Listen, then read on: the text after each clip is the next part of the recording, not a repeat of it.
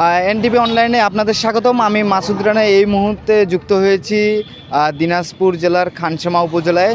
আজকে কিন্তু দিনাজপুরে যে তাপপ্রবাহ বইছে, মৃদু থেকে যে মাঝারি তাপপ্রবাহে বহমান রয়েছে। বেশ কয়েকদিন ধরেই কিন্তু এই অঞ্চলে তাপপ্রবাহ চলছে। কিছুদিন আগে বৃষ্টি হলেও কিন্তু দিনাজপুর জেলার যে তাপমাত্রা কিন্তু সেটি বৃদ্ধি পেয়েছে কিছুদিনের তুলনায়। আমি যদি আপনাদেরকে একটু দেখাতে চাই যে আসলে আমি আছি খানসামা দারোয়ানি যে আঞ্চলিক মহাসড়ক, সেই মহাসড়কে। এখানে কিন্তু যানবাহন খুব কম চলাচল করছে। যে তীব্র গরমে অতিষ্ঠ হয়ে পড়েছে এই এলাকার জনজীবন। একটু প্রশান্তির ছায়ায় কিন্তু মানুষ ছুটছে গাছের ছায়া কিংবা শীতল কোনো স্থানে। গরমের তীব্রতা সহ্য করতে না পারে শিশুরা কিন্তু পুকুরে ঝাঁপ দিচ্ছেন। এই অঞ্চলে যে পুকুর রয়েছে সেই পুকুরে আমরা সরজমিনে যেটা ঘুরে দেখেছি যে আসলে এই অঞ্চলের মানুষ কিন্তু গরম সহ্য করতে না পারে গাছে শুয়েও থাকতেও দেখা গেছে। শুধু মানুষ না, প্রাণীগুলোও এই গরমের প্রভাব পড়েছে। তাছাড়াও গাছপালায় ছাড়াও দিনাজপুরের লিচুর জন্য বিখ্যাত, কিন্তু কোথাও কোথাও চুর যে গুটি আছে সেগুলো কিন্তু পড়ে যেতেও দেখা গেছে। সংশ্লিষ্ট সূত্র জানাচ্ছে যে চলছে সারা দেশেই। এই এপ্রিলের শুরু থেকেই কিন্তু এই তাপদাহ দিন দিন বাড়ছে। এলাকাবাসীরা বলছেন যে গরমে কাজকর্ম তারা কিন্তু ঠিকমতো করতে পারতেছে না। সেই সঙ্গে সবচেয়ে বিপদে পড়েছেন যে খেটে খাওয়া মানুষের, নিম্ন আয়ের মানুষরা কিন্তু এই করছে। অল্প একটুতেই কিন্তু হাঁপিয়ে যাচ্ছেন এই এলাকার মানুষ। আজকে দিনাজপুরে তাপমাত্রা বিকেল 3টায় রেকর্ড করেছে 38.1 ডিগ্রি সেলসিয়াস। সেটি ক্রমাগত কিন্তু বৃদ্ধি পাচ্ছে। এমনটাই আমাদেরকে জানিয়েছেন আবহাওয়া অফিস বলছেন যে বর্তমানে মৃদু থেকে মাঝারি যে তাপদাহে রূপ নিতে চলেছে এবং রূপ নিয়েছেও, এমনটি আমাদেরকে আবহাওয়া অফিস জানিয়েছেন। তবে চিকিৎসক যে বলছেন যে এরকম গরমে কিন্তু ডায়রিয়া, নিউমোনিয়া, সর্দি কাশিতে আক্রান্ত হচ্ছে শিশু, বৃদ্ধরা, বাড়ছে হিট স্ট্রোকেরও সংখ্যাও। চিকিৎসকরা বলছেন যে তাপদাহে শিশু ও বয়স্ক ও বিভিন্ন ধরনের রোগে আক্রান্তর পরিচর্যা তাৎক্ষণিক প্রয়োজনীয় ব্যবস্থা না নিলে বড় ধরনের কিন্তু দুর্ঘটনার সংখ্যা রয়েছে,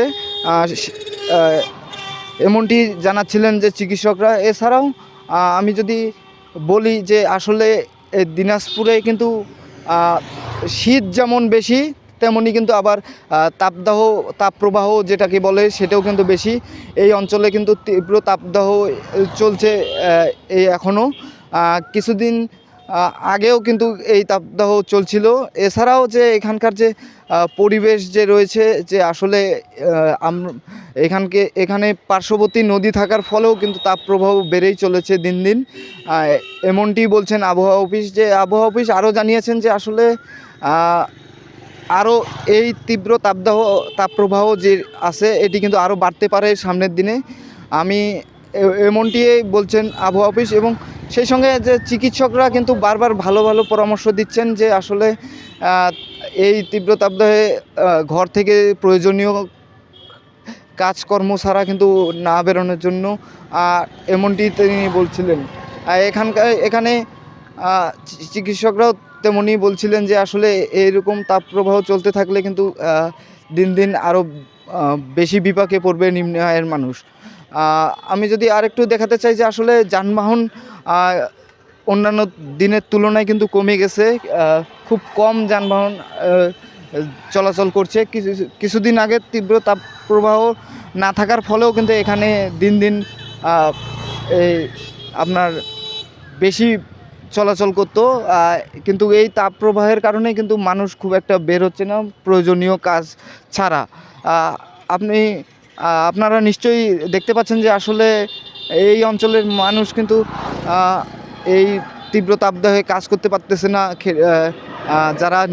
যারা দিনমজুর তারা কিন্তু প্রয়োজনে জীবিকার তাগিদে শুধুমাত্র বের হচ্ছে।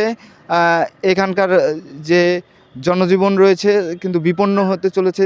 এছাড়াও আমি যদি বলি যে লিচু এবং আমের যে মুকুল রয়েছে এগুলো কিন্তু শুকিয়ে যাচ্ছে, গোটাগুলো পড়ে যাচ্ছে।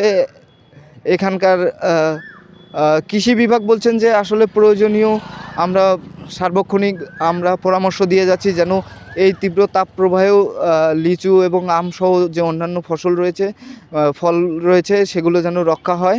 এমনটি কৃষি বিভাগ জানিয়েছেন যে আসলে এই বৃষ্টি না হওয়ার কারণেই কিন্তু এরকম সমস্যাই হচ্ছে। তো এই ছিল এখানকার সর্বশেষ আবহাওয়ার তথ্য।